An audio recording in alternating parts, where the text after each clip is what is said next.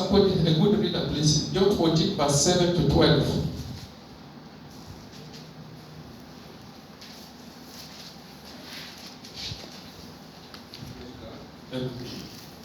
For there is hope of a tree which has been cut.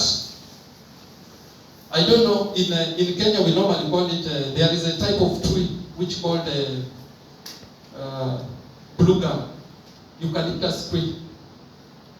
I don't know, you can't call it caritus or what. There is a name there. That pole, the tree, they normally use it for power. Yeah, it's called what? Caritus. For us we call it blue gum. Very hard. That tree is very hard. When that tree is mature and it is old, then you go and cut it down. Do you know how many will grow? Too much. And it will become heavy. And even to cut it down again, it will become a problem. Because the time when it will grow, nobody will know. You will not know that that tree is growing. Maybe there is a foundation of the houses around there. For you, you thought that this tree was cut down. You put on your mind that the tree was cut down by somebody. Now, you lay the foundation there, you do your everything. You thought that tree is finished. But that blue gum, that caritus, it normally starts like a people. Just something small. It grows at the edge. You find it. Even you would say, this is already dry. On top you will find it's already dry. But it will start something like a people. And it will start growing. And when it will start growing, it will not stop that tree. When the waters will flow that tree. What do you mean? There is people in our families. They cut off your parents. Praise God. They try to come and cut off your parents. So that they cannot prosper. But you are among of the branches, those the people which grows just aside of it, just of the cover. It started just small, then it grows, then it becomes a very big tree, and it grows many, and it is healthy. Those trees normally become healthy and very strong. There was one, after me, I cut off that tree. Then it grows just in the middle of my compound. It was very difficult for me to cut because I did not know. So the family, the other people, those people who are not wishing you well, those people who did not wish for your parents well, after cutting your parents, after cutting your property all, after invading of your farms all, after taking everything of your family, they did not know that this tree will arise again. Praise God. The tree has arisen again. And that tree, it is you.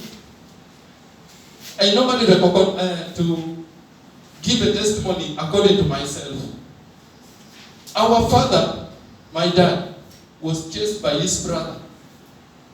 Last time I told the brethren by geography. He was chased by his brother in his farm, with their farm, our grandfather's farm. Because this man did not want us to prosper. And he told his brother, move and go. I don't want to see you in this compound of my farm. You go. And my dad went. And we have a very small land, something like 1 acre. But for him, he has almost 5 acres of land. And they are still fighting up to now. They thought that they have already cut that tree. They thought that they have already finished that family. They did not know that there will be one which will arise at the side. They did not, after realizing that there is one who has arisen at the side, they tried, but it was very difficult. They found this man is saved. This man knows Jesus. He doesn't know the witchcraft. He knows where God belongs. They tried, but they failed. Because they cut the first tree, but another one rises, and it grows very strong. Praise God. I know it is the same as you. There is one person in the family who will arise in your family, and he will bring the family up.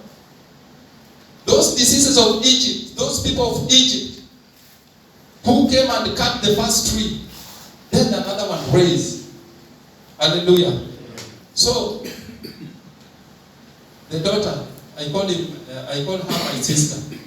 That family, she came to me, say, brother, I love how you behave. You behave like another person, different in this family. And I love how you are. You are shining too much. And the lady, she was pregnant. Then she told me, brother, just speak something against my womb. I speak, and I told the lady, from today, this child is a boy. And when you bear this child, call him my name. Praise God. Then I came to Somalia. I worked. When for a few months, then my mother called me that, do you know Lucy has got a baby boy? I say, oh, thank you, Jesus. And for me, I did not know what I speak even last time. After that, this lady, before they give the child, the parents, because they did not want us in that family, they started giving another name. The child was crying. Every time crying. They started giving, oh, we shall give him the name of Paul. The child still keep on crying. They took the child to the hospital. The doctor said, this child is okay, no problem with the child. The child is good and healthy. The child can suck after sucking the breast, taking the milk, then immediately again started crying. So his happiness was only crying. Because after, she cannot sleep. But she's good in health, very strong like me. But when he sucks the milk, for a few minutes, start crying.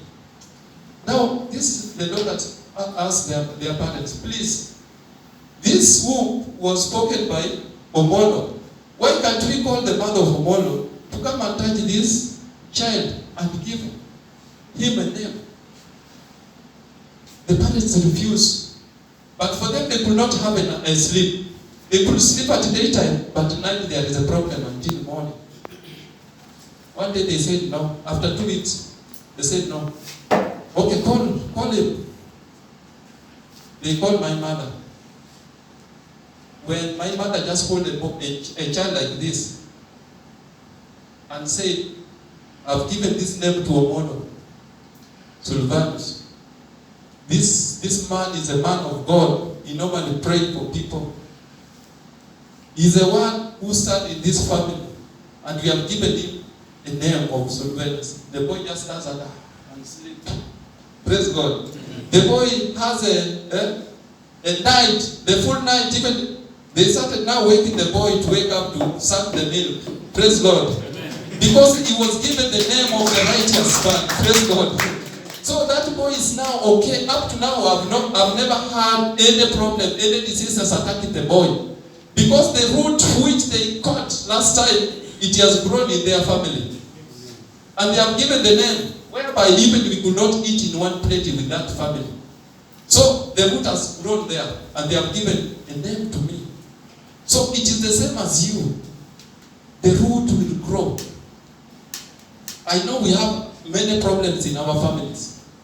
Many people, they don't agree with their brothers. Many people, they don't agree with their parents and relatives. But when the tree will grow, those people will work because of the blessings which God has did for you. Praise God. So you are the tree. The tree which has grown. Hallelujah. Even my father was very happy.